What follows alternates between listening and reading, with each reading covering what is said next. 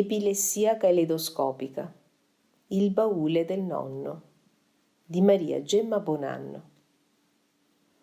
Mio nonno, un uomo amorevole e gentile con me, ma severo con le sue 2 figlie, mia madre e mia zia. Noi eravamo in 6, a quei tempi si viveva insieme, le famiglie erano composte di genitori, nonni e zie che non si erano sposate e si chiamavano zitelle. Mia zia non si era sposata per sua scelta. Aveva la vocazione e il sogno di farsi suora, ma non riuscendo ad adattarsi alla rigidità dei conventi, dopo vari tentativi aveva messo da parte il suo sogno e si era dedicata a noi bambini. Mio padre era un uomo bellissimo e don Giovanni perenne, con il disappunto e la rabbia di mia madre, anche lei bellissima, che nella sua testardaggine continuava a essere donna quasi perfetta e sempre arrabbiata. Mio fratello era più grande di me di 8 anni. Io ero lo sfogo preferito di mia madre.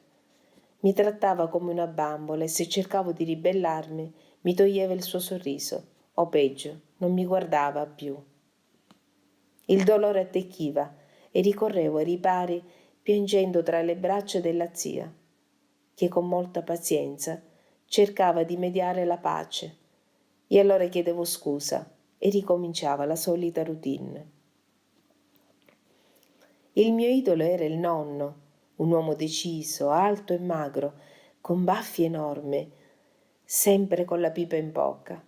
Le sue teorie erano affascinanti e le avventure che mi narrava mi portavano lontano e felice. Mi facevo cullare dal suono della sua voce. Un brutto giorno il nonno morì. Andai ad abitare dalla nostra vicina, la signora Celeste, mia grande amica, e con il suo gatto Nerone e la tartaruga Serafina superai la mancanza del nonno, o almeno tutti lo credevano. Riuscii a nascondere bene i miei dolori per la severa educazione ricevuta e la mia vita cambiò. Sola, con il suo ricordo, ripensavo alle passeggiate al Castello Ursino, il grande maniero all'ombra del quale le sue storie divenivano reali. Adesso so che l'Ariosto lo sapeva benissimo. È l'opera dei pupi, con le tasche del mio grembiulino pieno di caramelle, dai 1000 colori e sapori. La solitudine era tutta mia, mi avvolse e mi chiusi nel silenzio. Non sapevo cosa fosse, quella delusione che mi divorava.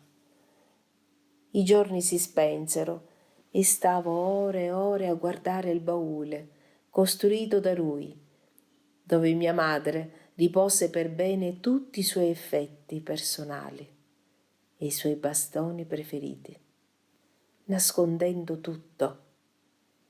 Cominciai a sognare seduta nella mia sediolina, guardando l'Etna. Se mi chiedevano cosa stessi osservando, rispondevo pronta: la montagna, e mi addormentavo con la bambola di pezza tra le dita. Le assenze erano piccoli attacchi epilettici. E gli altri: com'è brava questa bimba, non si muove e dorme nella sua sediolina, ma quanto è saggia. E pensavo tra di me: chi aggiusterà le mie bambole rotte? Chi costruirà i pastorelli del grande presepe? Il nonno. No, impossibile. Lui non c'era più.